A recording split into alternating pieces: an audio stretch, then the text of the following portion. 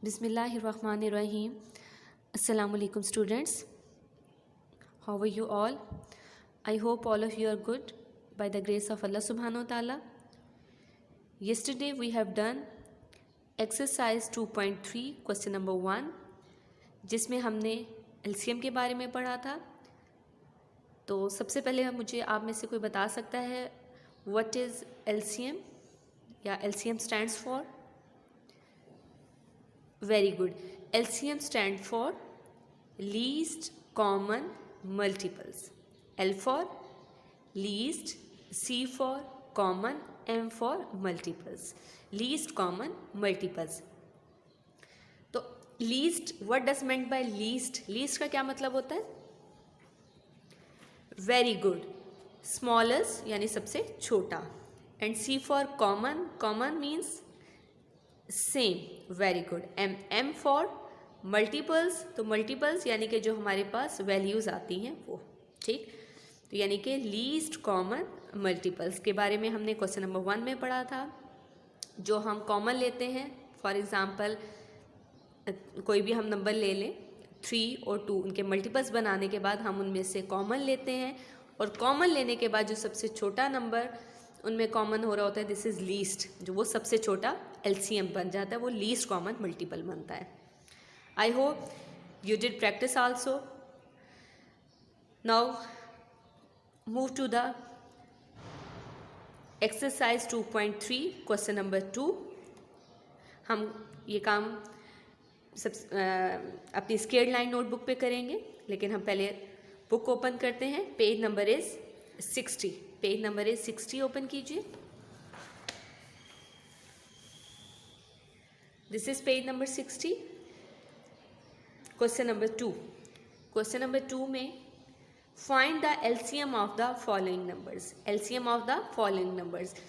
अगर आपको याद हो, यस्टरडे लेसन में हमने डिस्कस किए थे 3 मेथड्स LCM के. तो कोई बता सकता है वो कौन कौन से मेथड्स हैं? Very good. First one is multiples method.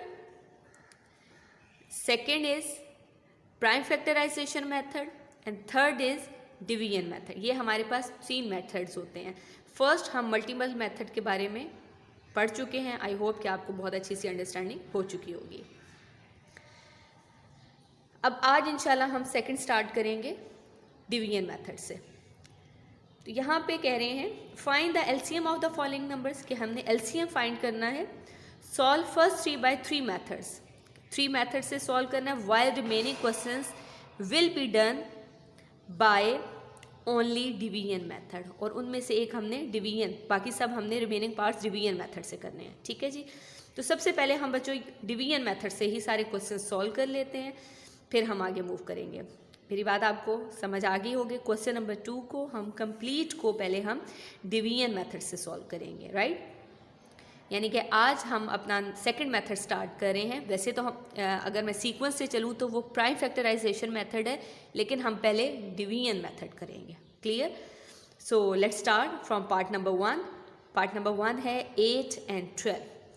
Ji open कीजिए अपनी scaled line notebooks. This is your scaled line notebook.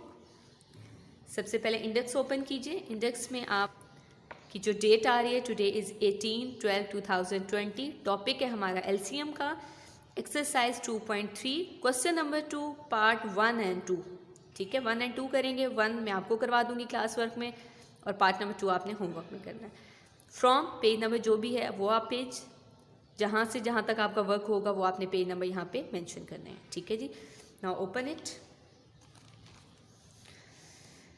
Ji, write the date here. I have already prepared my page. Date, page number 16, Islamic date.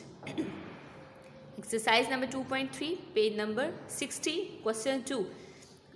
मैंने question 2 simple सा right किया. पूरा जो मेरी book में right था मैंने वो नहीं किया.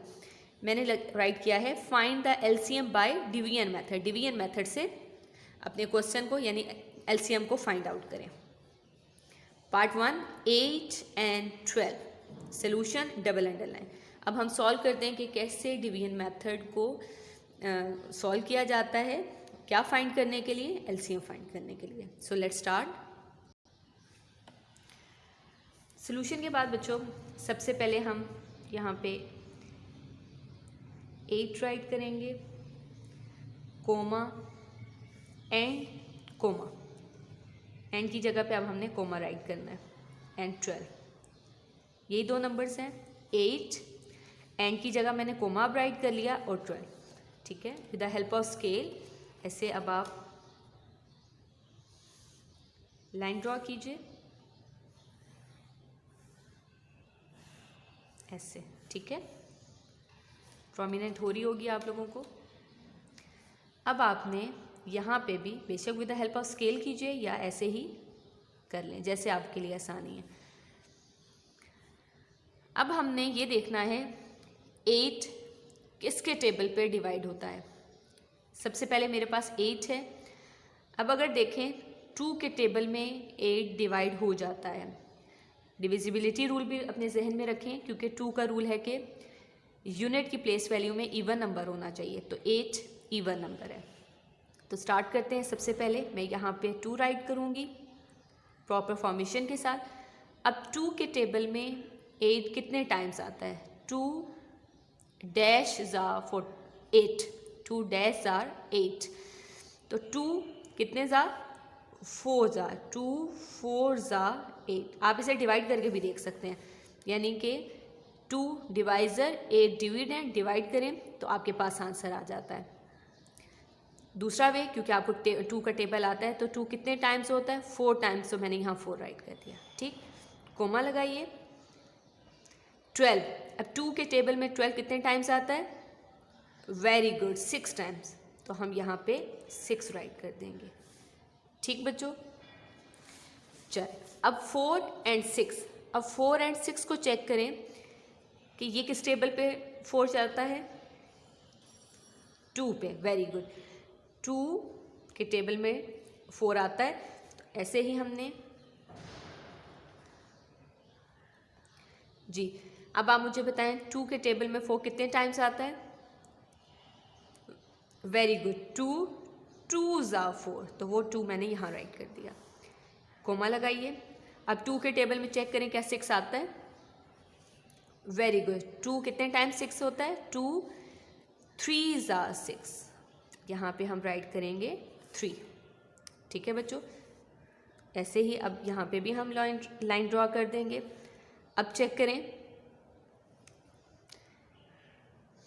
वेरी गुड, अब 2 के टेबल में 2 तो जाता है लेकिन 3 नहीं जाता, लेकिन हम 2 को सॉल्व कर लेंगे, यानी यहाँ पे पहले 2 के टेबल से 2 कितने टाइम्स 2 जाता है? 2 1 ज़ार 2, कोमा, और 3 डिवाइड नहीं होता,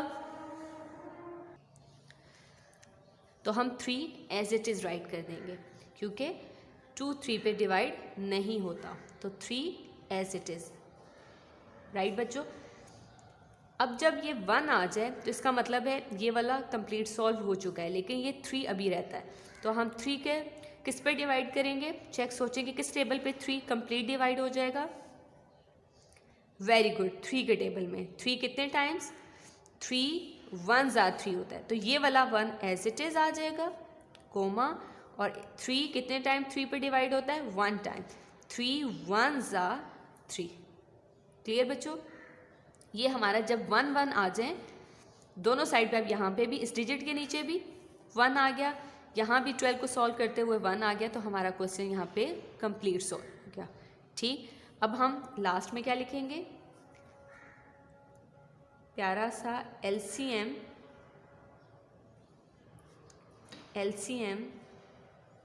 ऑफ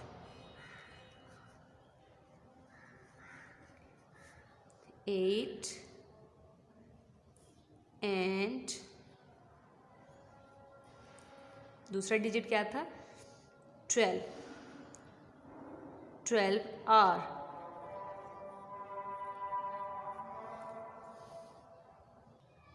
क्योंकि हमने एक्चुअली क्या फाइंड करना था? एलसीएम फाइंड करना है बाय डिवीजन मेथड से। ये हमारा डिवीजन मेथड। अब हम लास्ट में लिखेंगे एलसीएम ऑफ 8 एंड 12 आर। अब ये जो हमारे आंसर्स हैं, आंसर्स कौन से, यानी कि 2 2 2 3, ये अब हमने राइट करने हैं। और एक लाइन छोड़ दें, इक्वालिटी साइन यूज़ कीजिए, 2 ये 2, यहाँ पे मल्टीप्लाई का साइन यूज़ कीजिए, नेक्स्ट अगेन क्या है 2, फिर 2 राइट कीजिए, मल्टीप्लाई का साइन यूज़ कीजिए, नेक्स्ट अगेन आपके पास 2 आ रहा है, वो राइट कीजिए, फिर मल्टीप्लाई का साइन यूज़ कीजिए, देन क्या है 3, ऐसे, ठीक है। अब आपने इनको मल्टीप्लाई करना है, 2 2s are 4, ऐसे ही। अब इस 4 2s are 8 and 8 3s are, यानी 8 का टेबल 3 तक पढ़ें तो 8 3s are 24। तो जो अब आपके पास आंसर आया 24, यहाँ इक्वालिटी साइन यूज़ कीजिए, 24 यहाँ पे हम राइट कर देंगे, यहाँ लिखेंगे answer ANS, this is your answer. Clear बच्चों, मैंने कैसे मल्टीप्लाई किया, 2 2s are 4, यहाँ पे मैंने छोटा सा 4 राइट कर दिया। अब इस 4 को 2 से मल्टीप्लाई करें, 4 2s are 8, अब इस 8 को 3 से मल्टीप्लाई करें, 8 3s are 24, तो 24 मैंने यहाँ राइट कर दिया, this is your answer. Clear बच्चों, आई होप कि आपको ये पार्ट नंबर 1 समझ आ गया होगा। Now come to the book. अब आपने part number 2 same find LCM by division method से, ये अब आपका होमवर्क है, ये अब आपने खुद सॉल्व करना है, ठीक है। Note down your diary, this is your homework बेटा, note down it. Exercise 2.3 question number 2 part 2 homework and do practice also. Homework आपने अपनी नीट नोटबुक पे करना है और प्रैक्टिस रफ नोटबुक पे, ठीक है। जज़ाकुमुल्लाह खैरा।